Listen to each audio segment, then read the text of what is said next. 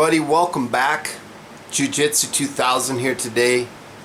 I bought a new camcorder. Found one at a yard sale. A guy had a good price on it, so I picked it up. So the video that you're seeing right now is from the new camcorder. Okay, now it's very similar to the old camcorder that I've been using that shoots in HD. This one also does as well, but today I'm doing something a little different.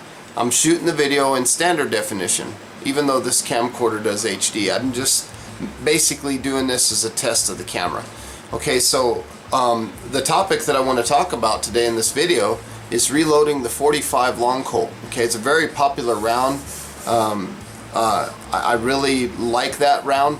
You know, you may have seen my other video that I did on the 45 long Colt, but the difference between what I'm trying to do today and what I did in that video is in this video today I'm going to be using lead cast bullets that I've made. The other video that I did, I was using jacketed bullets. Okay, now if you're interested in jacketed bullets, feel free to click this link right here. I'm going to put a link to the other video, and if you're interested in lead cast bullets, feel free to check out this video. So it's going to be 45 long Colt, and I think you're going to enjoy what I'm fixing to share with you. So stay tuned. One thing that I want to address very quickly before I get into the actual reloading is some of the people that have left comments. Now, every comment that I get has been positive for the most part. I've got a very few amount of comments that were actually negative. Everybody seems to be pretty good about leaving, you know, respectful comments and being polite and stuff about what they're saying. Now, what I want to address though is that one thing, and I don't know where people are coming off with this, but I've had a few people that have decided that they want to look at my videos and just try to pick them apart. Any little minor detail that they can find, you know, just picking into it. And I don't know what they're getting out of that, but I'll say it again at the start of this video, and it's the same thing I say in all my videos. I'm not a reloading expert, okay? I'm simply sharing with you information that works for me. Now, trim lengths, the load data, the weight of the bullet, the type of the bullet, whatever it is that I'm showing you in these videos, it works for me. I've went out in the range and shot it for years like this. So it might not be technically correct or politically correct or what do you want to call it. You know, and that's where these people are coming off giving these comments, oh, your trim length was 1,000th too short or 1,000th too long, or, you know, your bullet weight didn't match the powder charge you throw, or whatever. Okay, so do your own research, check your own load data. That's what I'm trying to say. So, but for everybody that's left comments and everybody that's viewed my videos, I want to say thank you. You know, I really appreciate the support. So, enough talking, now let's get to reloading. First thing is first. Again, as always, safety glasses. Put them on and wear them throughout the whole process, because you never know what could happen. You're going to be dealing with primers, powder, a lot of things that could be explosive and could be dangerous to you. So make sure you wear these glasses. You only get one set of eyes. You don't want to lose them. So take care of yourself. Now, on my bench here, I have some items laid out, and these are the basic items that you're going to need to do your reloading. Now, I don't know if you can see it over here. I'm touching it with my hand, but obviously you're going to need a press. You're going to need some brass. The brass that I'm going to be using today is brand new 45 Colt brass. We're going to be loading these bad boys. You're going to need some primers. And today we're going to be using the Winchester large pistol primers. You're going to need some powder. We're going to use the Lion Unique powder today for our video.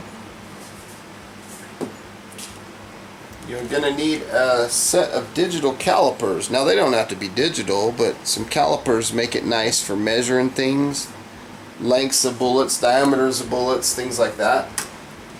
I like to have a little wire brush available to clean inside the cases. This is a deburring tool made by Hornady. Doesn't matter who it's made by, but you need a deburring tool.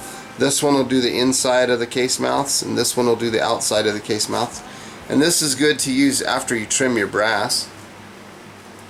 And speaking of trimming, I have a lock stud here, and I have a holder which holds a cutting apparatus. Okay, now this happens to be 45 Colts made by Lee. Comes with a nice little shell holder. Now this piece here in my hand chucks into the drill, and then this shell holder threads onto the end here where the threads are. And then what you do is you thread this the triangle looking thing, I guess you could call it. I don't know what they call it. Case length gauge, I guess. I don't know what they call it. Yeah, case length gauge. And that threads into this cutter. Okay, so that threads into the cutter, and then what you'll do is you'll chuck your brass up into your drill, and you'll basically bottom this out, and it'll give you the right trim length. Somewhat close to your trim length anyway. So those are those. We're going to need a funnel, obviously, to pour our powder into our cases. And I like to have a little scoop, because I don't like getting my fingers in it. And I just have a little shot glass. I'm going to pour a little bit of powder in there, and I'm going to be scooping it out, putting it into my loads. You can use a trickler if you have a trickler available, and what this will do is this will be when you throw your charge, you'll be able to trickle up to the appropriate amount of powder that you want. A scale, you could use a digital scale such as this one. This happens to be a Frankfurt Arsenal. What is this, a model something 750. This thing works really good. I like it. It's got a backlit display. Let's see if I can open it here. It's got a little, you turn it on and it's got a little lit up display. Works good. It's a good little scale. Or you could use something along the balance type. And this is the RCBS 502 scale. This one works good too. So you need some sort of scale, digital or balance, to measure your powder. Obviously we need some dies. And this happens to be the 3-die set made by RCBS 45 Colt. I'll get into that a little more here in a minute. You'll need a shell holder. The shell holder, what it does is it goes into the press, and your shell basically sits into your shell holder. Now, one thing I want to note is you got to be really careful with these 45 Colt brass, because they don't have, on the lip down here, they don't have a lot of grab. So if you got a lot of pressure or something going on your press, you could easily rip this little shoulder off. So be careful with these 45 Colt brass. It's not like a 44 mag or anything that you could just crank on it. Not that you should do that anyway. See, what else do we have? I have a little flashlight here. Got good bright batteries in it. Sometimes I like to look down into the cases or something like that. This happens to be a bullet puller in case I make a mistake and I need to pull a bullet. I don't use that very often. Some sort of case lube. Today we're going to use the Hornady One Shot. Some other case lube that I like to use up in my cabinet here is the Dillon case lube. DCL works really good. It's basically a mix of alcohol and lanolin, and you spray it, and the alcohol carries the lanolin onto the cases, and then you let them dry for a few minutes, and the alcohol will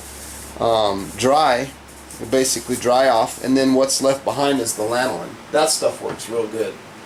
And if you're ever in a pinch, you don't have any kind of case lube, if you're in a pinch, you can use Pledge. I've used this on many occasions and it works really good. Plus they smell like lemons when you're done. So those are a few options on case lube. You could also use the little pad that you roll it out and you put some oil. There's RCBS makes a real good one. It's got a little foam pad and you roll the cases out. That's a good option too. I have a couple small tools, a pair of channel locks and a small pair of crescent wrench, because I might need to adjust my dies or something like that. I've got these cases sitting in a loading block, and I have another one for when they're done, and I use different colors, black and white, just to kind of offset, so I know I move them from one to the other. And in this little container, this is where the magic is, right here. This happens to be the cast bullet This is a Lee cast bullet, and I've sized them down to 4.52 for the 45 Colt specifically. Now if I was loading them into the 45 ACP, I'd size them down to 4.51, but today for this video they're sized to 4.52. These are bullets that I've cast. They're 230 grain cone nose.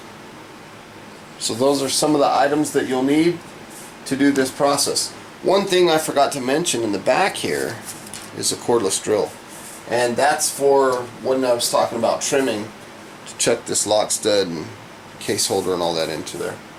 So that's basically what you need to get started. The first thing that I like to do in the actual process is go through some manuals, okay, because I need to get a recipe to let me know, how much powder am I going to use, what kind of bullet am I using. You need to get some load data. Okay, so there's several places where you could find load data, and what I'm showing you right here is books. There's the Lee book. The Lyman 49th edition is an excellent book, has tons of load data. The Lee is a good book. I think who is it? Hornady makes a good book. This one, the Lee Cast Bullet Handbook, this is an excellent book if you're a caster, because it has some load data specific to casted bullets. Okay, it's got all kinds of good stuff in here. Excellent book. So that's one form of finding your load data. Okay, and what I like to do is I like to write everything down on a piece of paper. Now another place where you could find load data is from the powder manufacturer, like in our case Alliant Powders. You can go to their website a lot of times and ask them to send you a load data guide, and in here it talks about certain bullets and gives you a little bit of load data in reference to their powder. So a lot of your powder manufacturers offer this, and in our case Alliant sent us one. Another thing you can do, if you're using IMR or Hodgdon powders, you can go to their website, like for example, where is it? It's on the back, I think. You can go to their website right here to imrpowder.com, and they have some load data on there, and that's an excellent source also to find load data, is the powder manufacturer's website. So that's something that you need to do, that I recommend to get you started knowing how much powder you can use and so on. Okay, I'm going to show you this load data, and this is how I like to write mine down. I like to write down the caliber that I'm loading for, what type of primers I'm going to be using, and I like to write down a couple numbers, and these are important. This one happens to be the trim length, and this is the overall length. Now this 1.60, this is the max overall length according to the manual that I was looking at, but the low side, or for the particular weighted bullet, shows this trim length. So as long as we're within these specs on our lengths, or excuse me, our overall length, we'll be good to go. Now, as I mentioned earlier, we're using a 230 grain Lee cast cone nose bullet, sized to .452.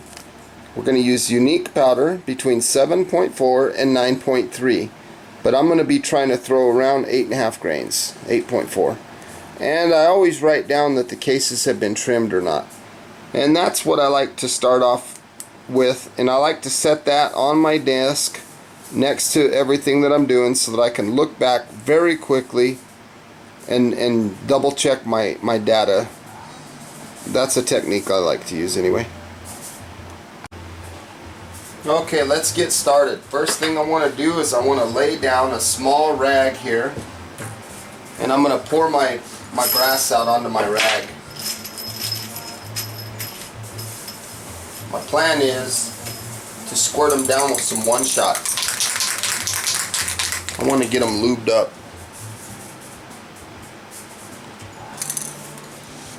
doesn't take a lot of lube, just a little bit.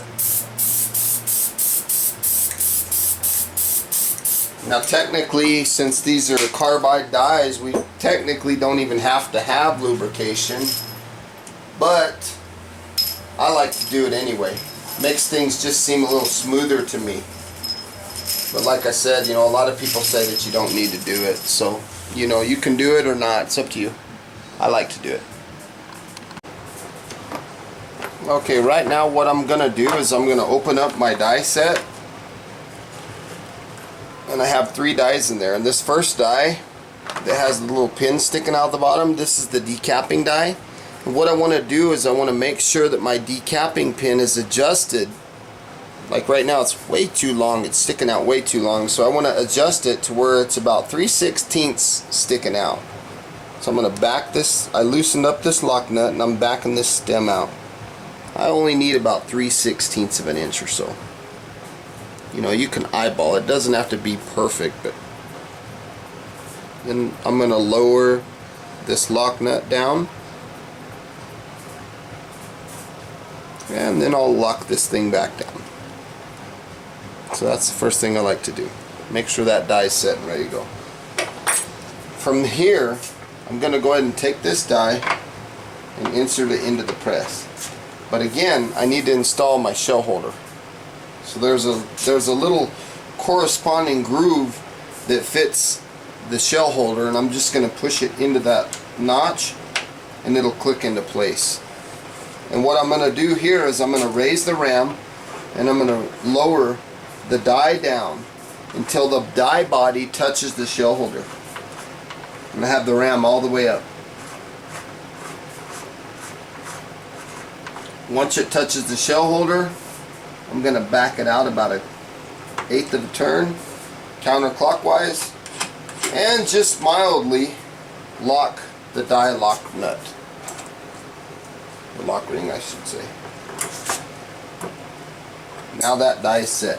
Now the reason I backed it off a little bit is because if I would have made it touch the shell holder, you know, these carbide dies, they have a little carbide insert, and if you bump onto that die, you could actually damage the carbide insert. So that's why I backed it off a little bit. Okay, from here I'm going to take these brand new cases, I'm going to run them up through the die, and I'm just going to resize them, and when they come out I'm going to put them into this little loading block, and I'll do all 50 of these. Insert it in, raise the ram, put them in that little loading block.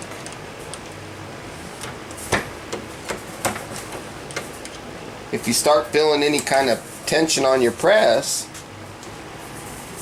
and a lot of people overlook this step, take a little 3-in-1 oil, raise the ram a little bit, and put a couple drops onto your ram of your press. This will smooth things out a little bit. It'll help the process go a little smoother. So I'm just raising the ram, and what's happening here is the die is doing a couple things. It's resizing the full length of the brass, and then it's knocking out the old primer. But in our case, we didn't have primers to begin with. So technically, we could be doing this step without the decapping pin.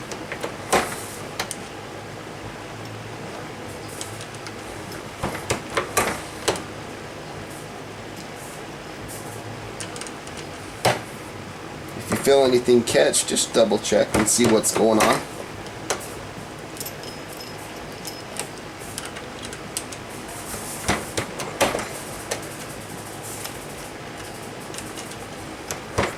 Some of the brass manufacturers, they say that the brass is already to the specs, you know, out of the bag, that you could just go reload it.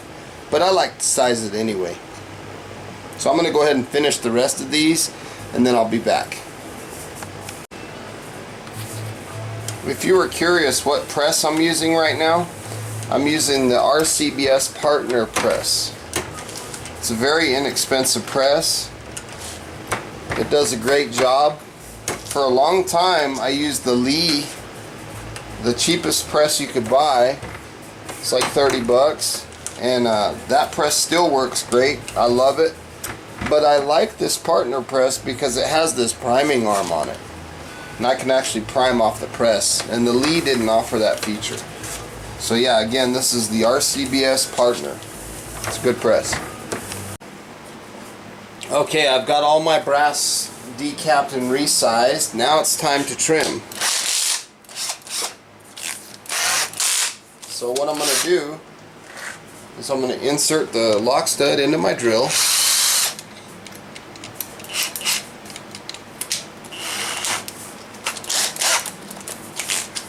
And for those of you who don't know a lot about power tools, that sound, that's the clutch of my drill. So I have the lock stud into my drill, looks like so. Now I'm going to go ahead and get my cutter and my case length gauge and my shell holder. And you can buy these, they come in a little kit just like you see here, and they're not that expensive. And I think they work good. You can also use a lathe style trimmer, but for what we're doing, these work just fine. Just want to thread that thing in till the bottom touches the cutter. Looks like so.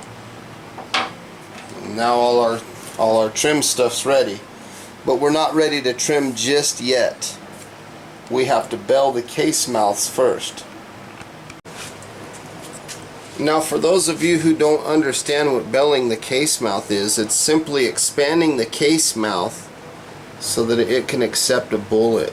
Because right now I try to put a bullet in there and it doesn't want to go in.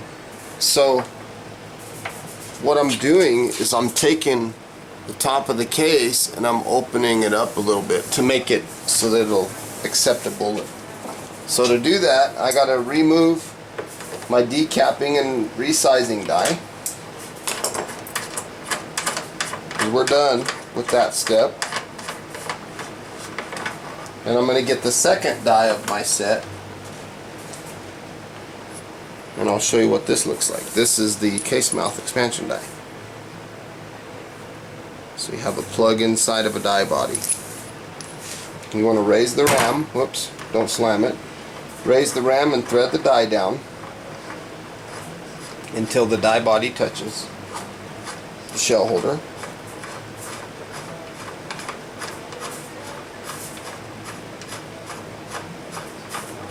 And make sure that this stem is just barely grabbing threads. Take a case, insert it in the press, and slowly raise the ram. Lower the case. And now you want to inspect the case in reference to, will it accept a bullet? If it don't, then we need to expand the case mouth a little more. Now I'm going to go ahead and lock this die lock ring down, because sometimes you need to back the die body out and sometimes you need to leave it. And in our case, we're going to leave the die body where it is. Now I'm going to put my case back in, and I'm going to thread this case mouth expansion plug downward a little bit, just small increments. Raise the ram, and again we're going to check it out and see what it looks like. We don't want this thing to fall in there sloppy. We just want it to barely fit inside the case mouth. We're getting close.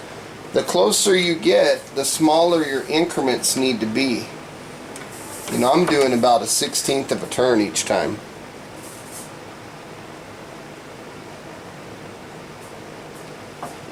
Getting closer.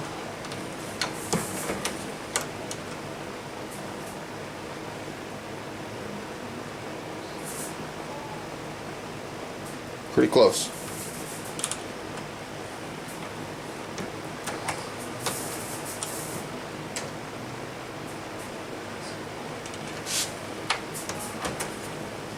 Let's take a look. Getting close.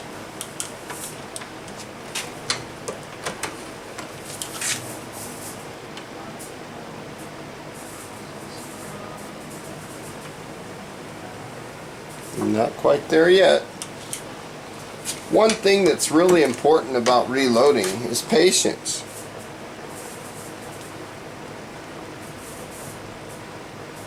See, now we're starting to fit. So we'll go just a hair more. And literally just a hair. It's not like a sixth, not like an eighth of a turn. That's perfect. See how that bullet just kind of lays in there? That's exactly what we want. From here, I'm going to give it just a little more. I'm going to raise the ram, and that's going to hold this stuff all in place. And now I can tighten this lock ring. This lock nut. And this will set the die to that adjustment. So now, every case that I run through will be uniform to this setting. I'm going to set them aside. Here we go. So now we're expanding the case mouths. Looks like they're taking the cases very well. Excuse me. Looks like they're accepting the bullet. No problem. Yep. You don't want it to be too sloppy. You want to be just barely enough to where the bullet will just barely fit in there. Just like so.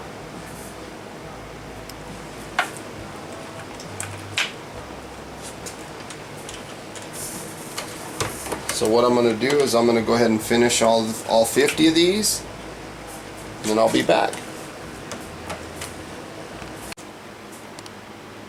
Okay, now it's a good time to do a couple things. If these cases have been fired before, right now would be a good time to take a small flathead screwdriver and clean out the primer pockets. And it would also be a good time to insert your case mouth brush into the case. Of course, the case mouth brush can be done before and after trimming. So what I want to do is I want to take a case with my drill, and I have my little shell holder here, threaded shell holder. I'm going to put the case basically into the shell holder, and I'm going to close the drill onto the case, and that'll lock the case into the drill so I can spin it. From here I'm going to take the cutter and push it up. Need a little more torque.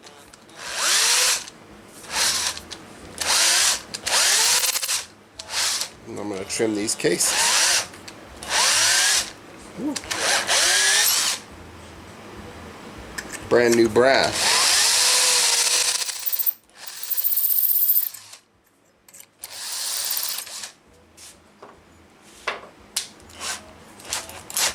Now let's check our length.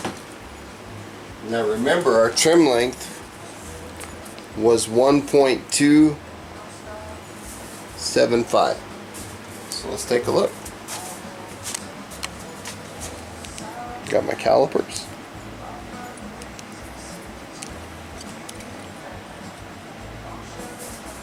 .275. Right on it. So they're perfect. So I'm going to go ahead and continue and trim all of these brass. Now when you get finished trimming, now what I should have done, got a little ahead of myself, is before I take it out of the drill, before I take the case out of the shell holder, it would have been a good time to run the inside deburring tool and the outside deburring tool. And this will get rid of any little burrs that might have been created during the trimming process. Now, when you go to deburr the cases, make sure that you don't take off too much brass. The objective is not to take off a bunch of brass. It is simply to deburr the brass. Now, some of you might think, oh, I need to go inside and trim back my flash holes. Well, my opinion, I don't think that's necessary. And the reason I say that is because if we were loading for a rifle, that would be the case. We would need to go in and do that.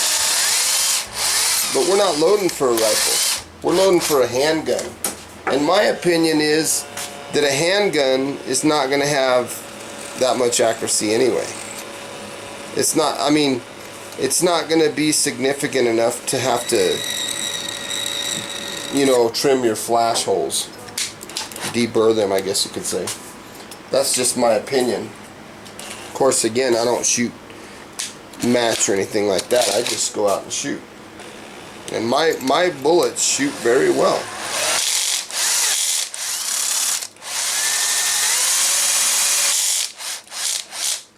I like having my drill clutch out because if it gets caught on something, it clutches instead of ripping my hand off.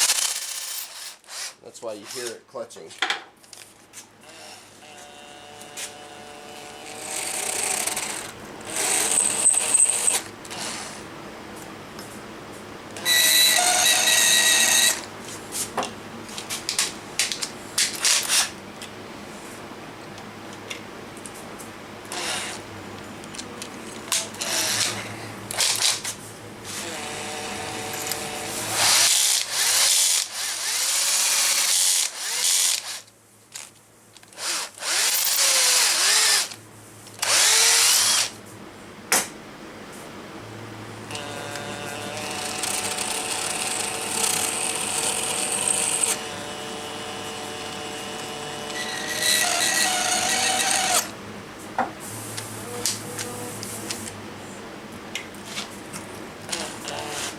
So I'm going to go ahead and finish all of these and then I'll be back.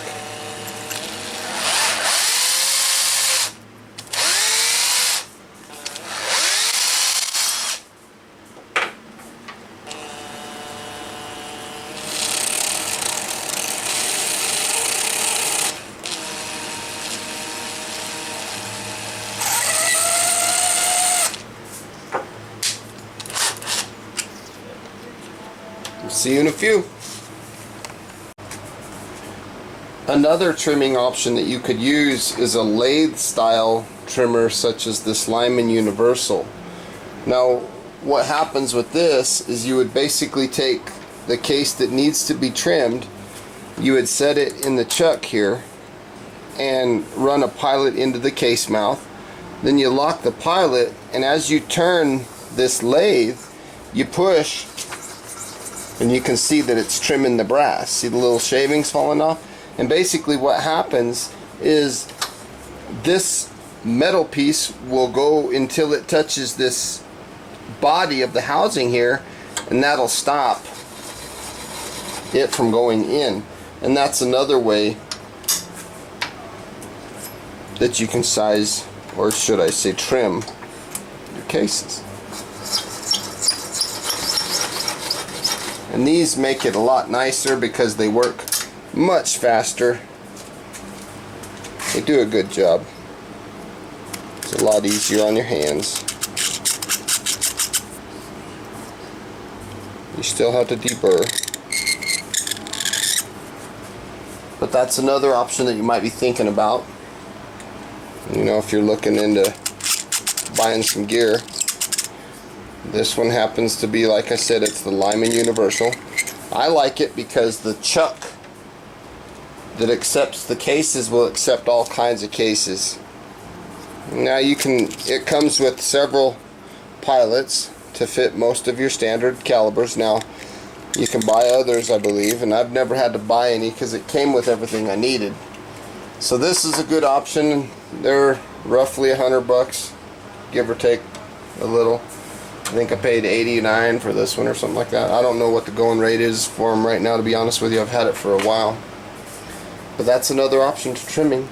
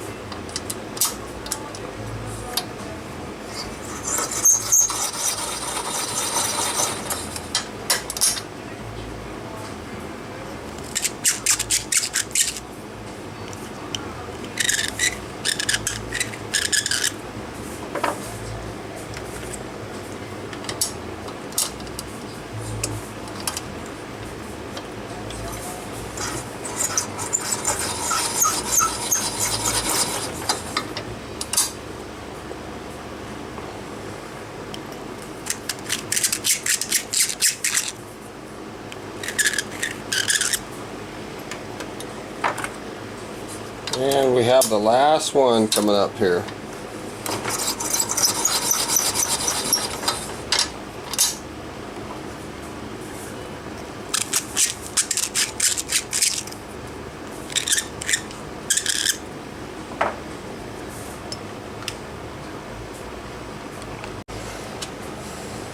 Okay, now you could take your brush and you could run your brush through your cases just to make sure that they're all cleaned up. And now we're getting ready to prime them. Now there's several options that you could do for priming. You can prime on the press, or you could use a hand priming tool. In our case today, we're just going to go ahead and prime on the press. So I've dumped a handful of primers onto this little deal, and I'm going to raise the ram and I'm going to lower the priming arm down into this groove into the press. And what that'll do is that'll allow the priming cup to come inside the middle of the shell holder. So I'm going to set a primer in there, but before I do that, I want to look very closely at the primer and make sure that it has an anvil. And by the word anvil, what I'm referring to is the little piece that makes it look like a Hot Wheels car wheel. So I'm basically going to hold the press with my fingers and just gently push on the handle. This will prime the cases. Okay, now you see me filling it with my finger, and what I'm looking for is I'm wanting to make sure that the primer is flush or just a little bit below flush. And I'm gonna set them in this loading block face down. Okay, so they're basically going from one loading block to the next. So I'm putting the primer in. Whoops. Make sure it has an anvil. Raise the ram slightly. Put the case in and lower the ram onto it. And that's all there is to priming your cases. It's pretty simple.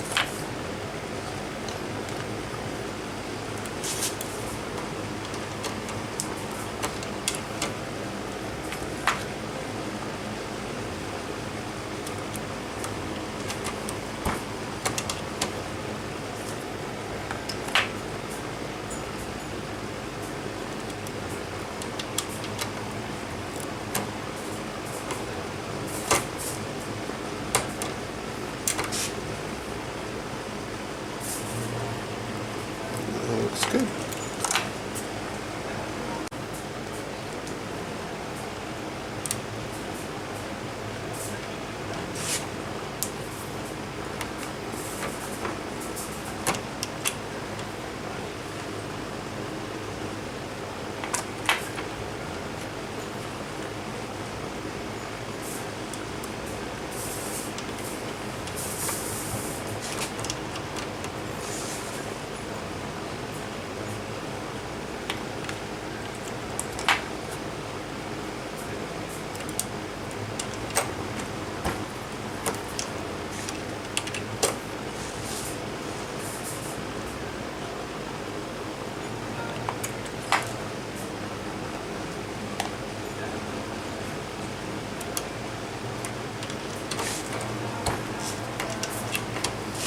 Priming on the press is really nice because it gives you a little bit better feel of how the primer is being inserted into the case. Although the hand priming tools work very well also. So it's just really kind of a personal preference for you which method you choose. Now me personally, I do both. I prime on the press sometimes, and other times I use the hand press. So it just kind of depends on how much dexterity you got in your hands and how hard you want your hands to be working, I guess. Okay, now it's time to powder these cases. Now we need 8.4 grains of powder. Now we can go anywhere between 7.4 and 9.3, and I'm not really too worried about being too particular on this powder charge. So what I'm going to do first is I'm going to turn on my scale, and what the scale is going to do is it's going to zero itself to the bowl that's sitting on it. Okay, now it shows 0. So one method is to take a small scoop and put powder in until you get your desired weight. See, I'm showing 9.1 now, so I'm removing. Now I show 8.8, which is, that's fine, that's within our spectrum. So I'm going to take an empty case, and noted they're upside down, put my funnel in, and I'm going to take that load and just insert it into the case. Once the case is loaded, I put it in this other loading block to kind of separate the cases so I know what's loaded and what's not. See how that goes? Then I put my bowl back on the scale, make sure it zeros, and then I'll measure another one.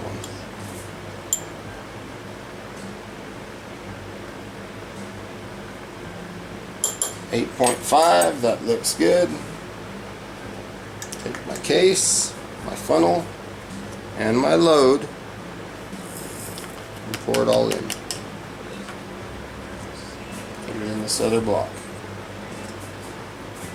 Put the bowl back on, and that's one method of weighing your powder.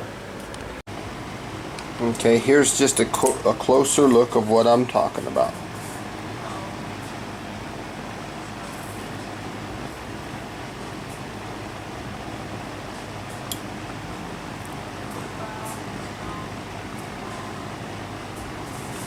.8, got a little hot there.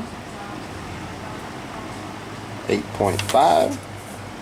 So we're going to take a case right there, take our funnel, just like so, and dump our powder in. Remove the funnel and put the case in the appropriate loading block. So like I said, that's one method.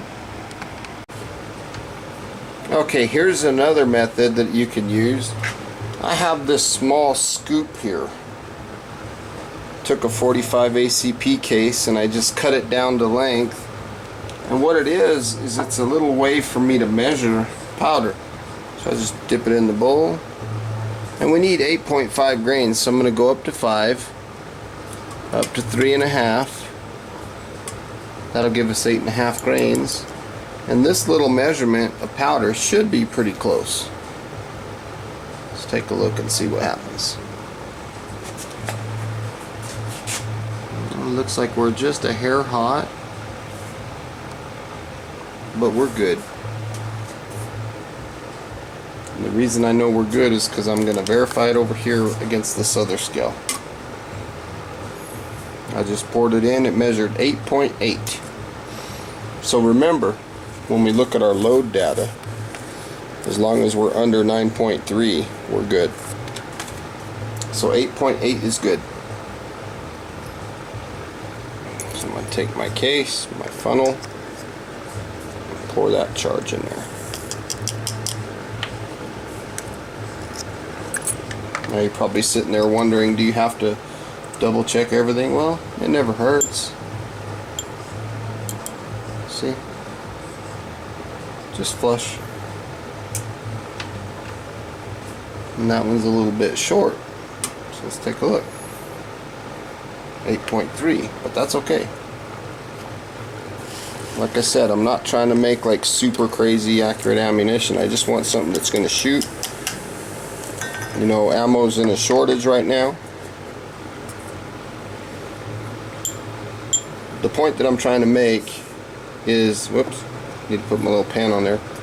The point that I'm trying to make here is that you can take something like this little case and a piece of wire, cut it to the right dimensions, and you can make it where it'll throw a pretty accurate charge. You know, like that one looks real good. You can also put the funnel directly in the case and just pour it directly. That's another option. Now if you throw a little bit light, that's what I have this trickler over here for. Move this out of the way. I'll show you that a little bit. So let's suppose we get a load here and it's a little bit light. It doesn't quite go up. Well, we'll just trickle up until we get the desired weight that we're looking for.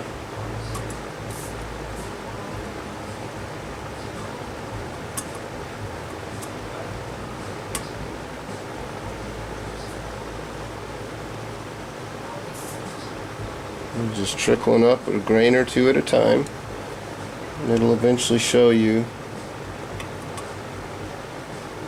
the charge that you're looking for.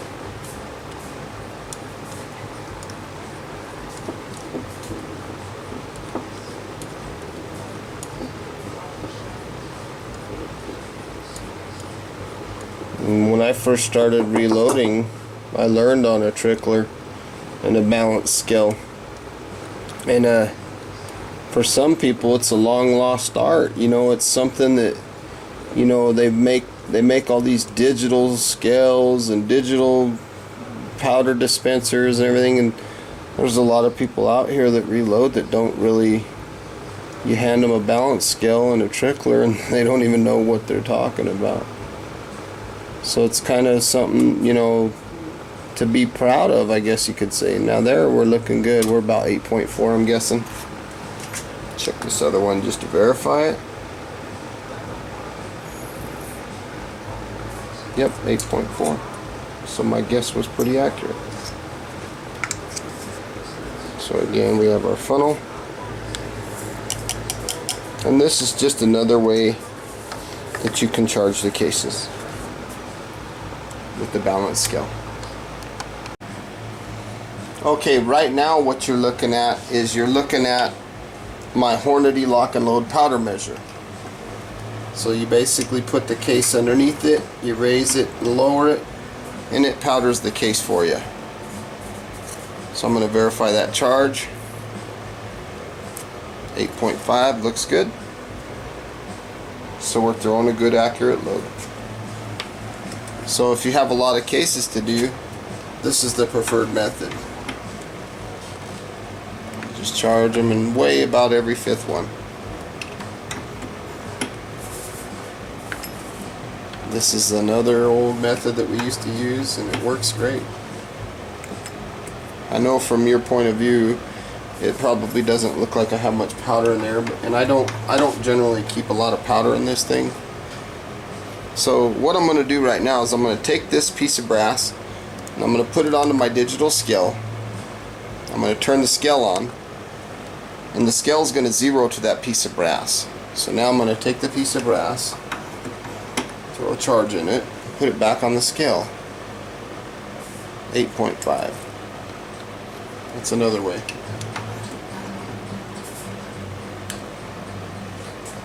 Looks good.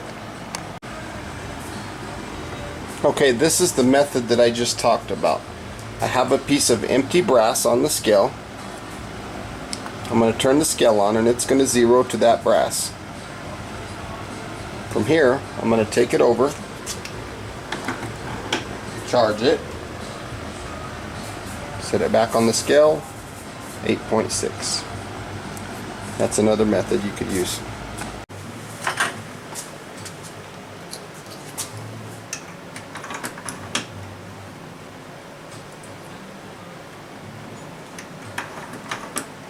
When you raise and lower this handle, it's real important to be consistent in how much you raise and lower it. Now, from, like I mentioned a second ago, your point of view, you probably can't see much powder. I only filled it up a little bit. I can see right through there that I have plenty of powder in there.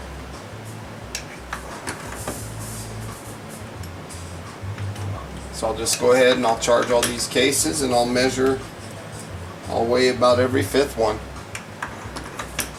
So I'm going to go ahead and stop and weigh this charge. Now, another thing I wanted to mention is you can buy another rotor and metering insert that's specific to handgun calibers. Now, I happen to be using the standard one that comes with the powder measure, and I've never had a bit of problems. It measures just fine for me. Now, if you get the rotor and the metering insert that's for a pistol, it's going to be a lot more accurate in those charges for pistol rounds. Now let me tell you another thing. When it comes to these type of powder dispensers, they do not throw powder charges based on weight. They throw powder charges based on volume. So it's X amount of granules that fits into a space, that's what gets dumped into your brass. Now if you want to measure every single round, you can absolutely do that.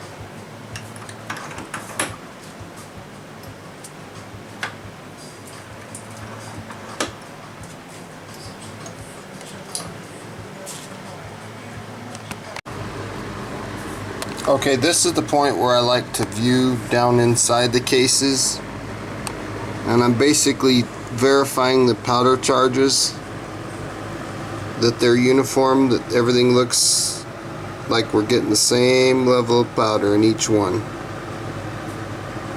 Just a quick inspection before we seat the bullet. We're making sure we have a good charged case, and we're looking at the level, how high it is in relation to the case.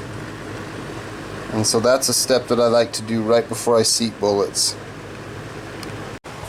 Okay, at this point I'm ready to take out my case mouth expansion die, and what I'm going to do is I'm going to insert my bullet seating die.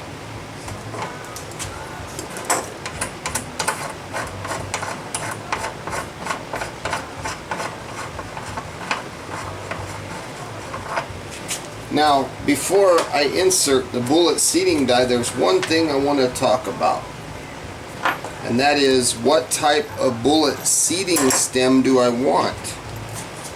I have two of them. I have one that's round. Let me see if you can see this. Get a flashlight here. One of them is kind of round and the other one's kind of flat. So I basically have to choose which one I want. And the way that I like to choose is I like to take a bullet that I'm going to be using and just mesh it up into there and see which one it fits best into. In our case, since we're using a cone, I think I'm going to use the flat bottomed one. It really doesn't matter. The main thing is you just want to make sure that it's seating against your bullet uniformly. So I'm taking the lock nut off the other one and I'm putting it on this one. And I'm just very mildly threading this bullet seating stem in. Now I'll take the bullet seating die and I'll start threading it into the ram until the die body touches the shell holder. And I've raised the ram, obviously.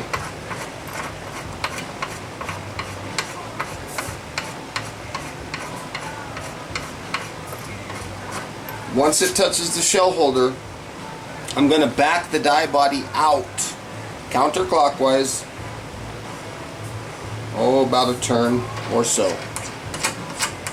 give or take a little bit. Now it doesn't have to be very accurate, you know, about a turn, 2 turns, something like that, okay? Because the reason we're backing that die body out is because we want to disengage the crimping feature of the die, because this die does a roll crimp on the bullet. So now we're set. We have our die in, we have this very loose. We're going to take a charged case, put it into the shell holder, take a bullet, set the bullet in, raise the ram. Now nothing will probably happen because the bullet seating stem is backed out all the way. So what I'm going to do is I'm going to lower the bullet seating stem down until I feel it touch the bullet. Once I feel it touch the bullet, I'm going to lower the ram and give the bullet seating stem small increments until I set the bullet to the desired depth that I want it to be. And in our case, again, if you refer to your specs here, our overall length is 1.575, but no more than 1.60. So I'm going to take my calipers here and measure this bullet, see where we're at. 1.68. So we're still quite a bit long. Let's check it again.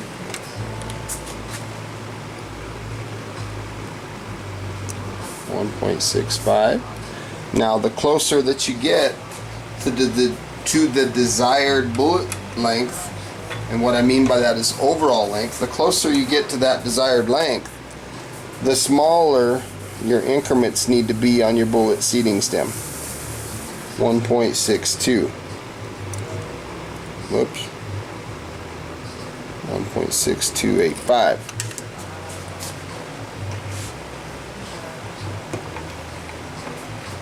So again, small increments.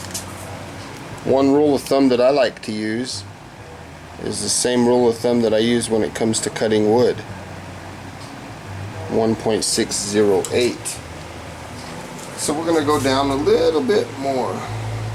I gave it about a 1/16 of a turn. And I raised the ram. Let's take a look. See what we got here. If you cut a piece of wood too short, it's just too short. But if you cut it too long, you can also cut it again. You can always cut it again. Same thing here. If the bullet's too long, you can always seat it more. But once you seat it too deep, you can't unseat it unless you pull it. So I go in small increments.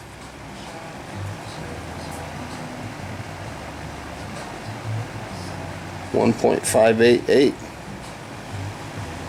That length looks pretty good, actually.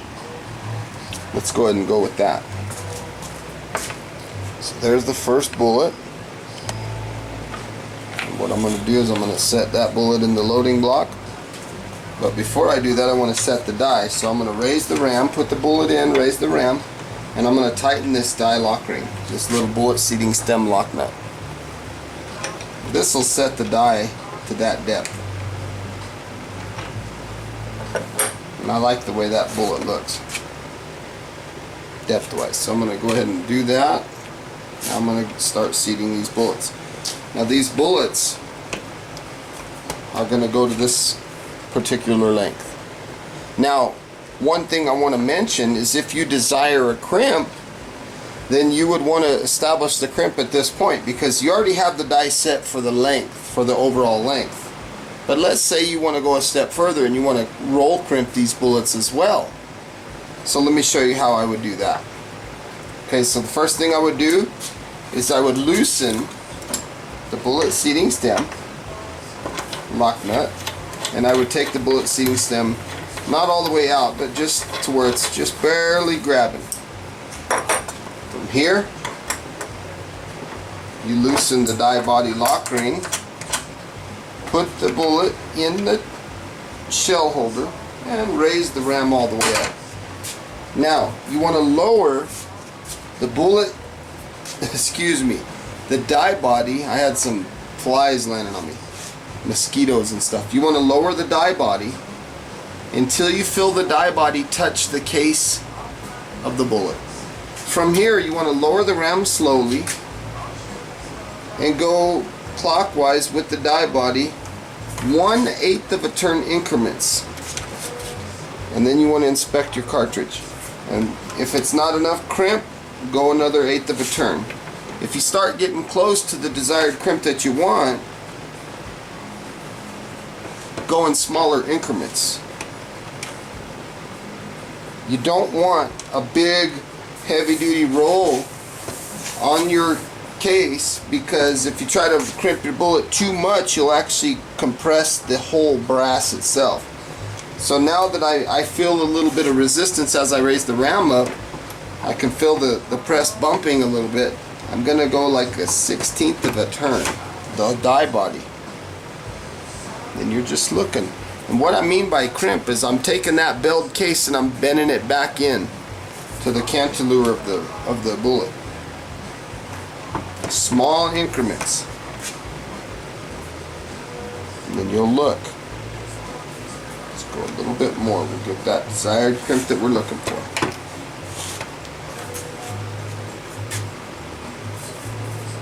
Okay. Now I have 2 bullets in my hand.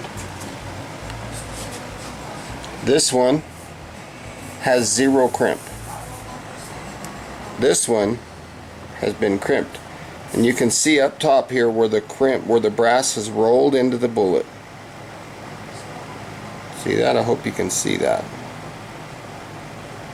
If you want a little more, you do the process a little more. You just, and I can't stress it enough, they need to be small increments. If you get too excited, you'll start crushing cases. So we have a beautiful little roll on there.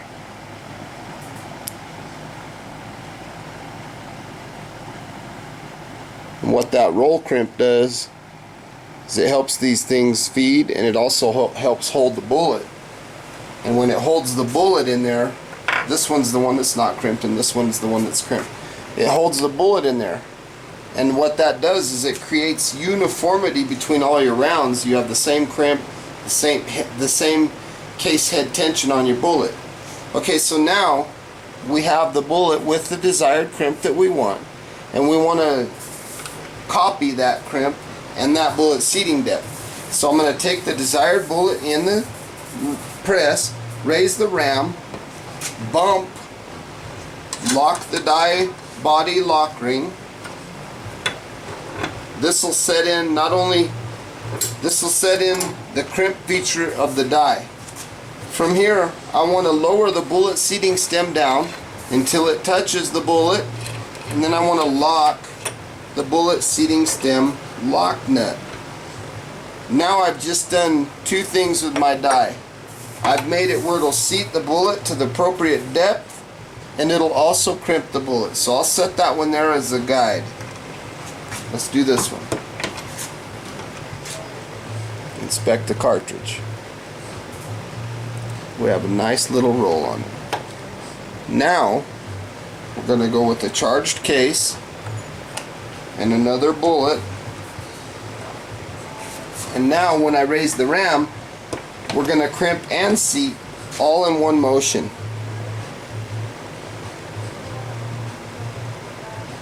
That looks great.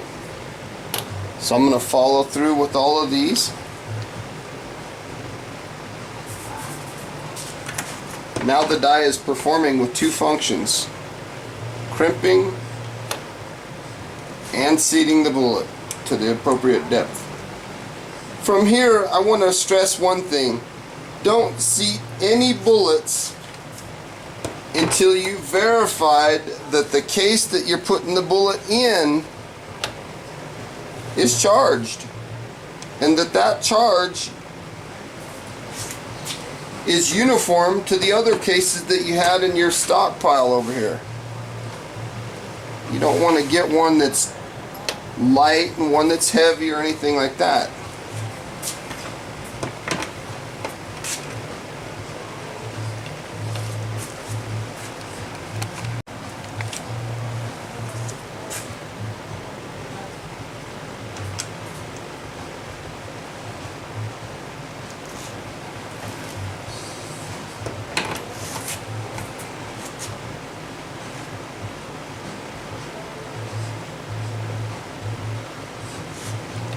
Makes some really nice looking bullets. I'm sorry I keep stepping in front of the camera there.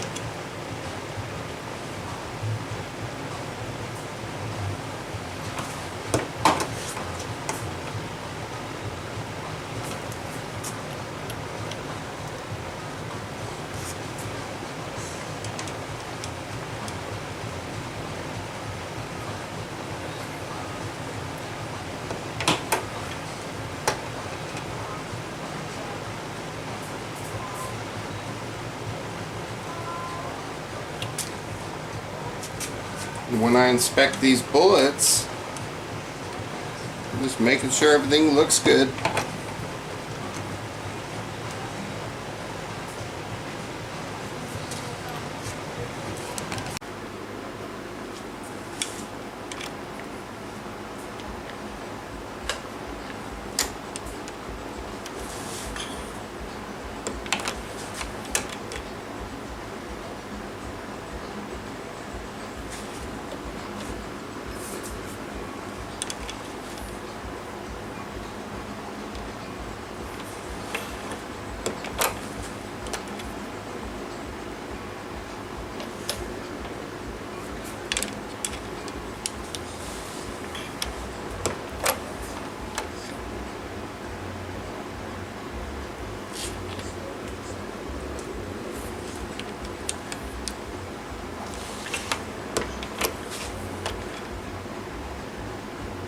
Beautiful crimp.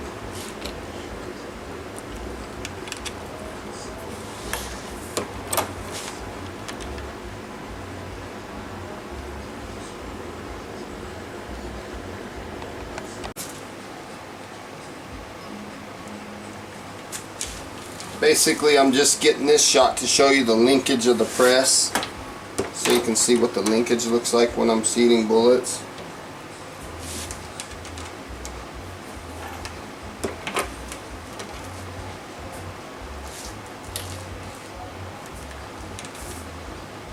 See, the bullet seats till about there, and then that's the bump right there. It's hard to see, but you can feel it.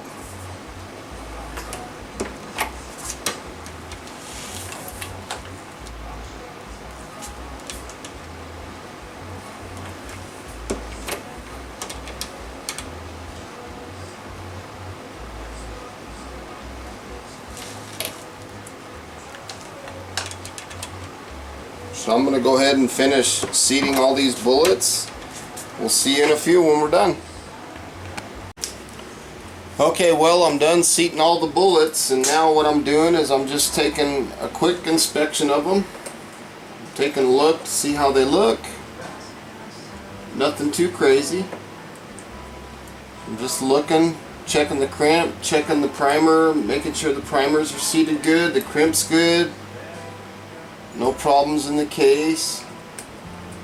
And if I had a case length gauge, I would be using it right now to help me inspect these bullets. But I don't have one for the .45 Colt. If you had the cylinder of your revolver, for example, you had a single stage, or excuse me, a single action revolver, you could take the cylinder out and use that for your case length gauge to see how they're going to chamber in the weapon. That's another tool you could do if you don't have a case length gauge for them. So again, I'm checking for the primers, I'm checking for everything, bullet seating depth, crimp, and you notice there's this funny color on the bullet. That's liquid Alox from when I cast the bullets. That's just a bullet lubricant. And what that does is that helps reduce the amount of leading that you get in your barrel. Now, when I store these bullets, I always put the paper with them, and at the bottom I'll write down the date that I produced this ammunition, and I store both of those together in the same place, just so that no matter where these bullets are, no matter when I pull them out, I know the date that I built them, I know what's exactly in them, how heavy the bullet is, what charge, what primer, everything. If the case has been trimmed, how many loads it's had on it, I know everything. So that's something I highly recommend. So at this point, as always, I want to say thanks for watching. Please feel free to comment. Feel free to subscribe. Feel free to give me a thumbs up if you like this content. Now, this video might seem like I kind of rushed through it a little bit, and I kind of did a little, but I was mainly, testing a new camera and seeing how it goes, and I think I put out a pretty good video. So let me know in the comments. Let me know what you like. And have a beautiful day, as always. Thanks for watching. Look at that. Bye-bye, everybody. Till next time. Later.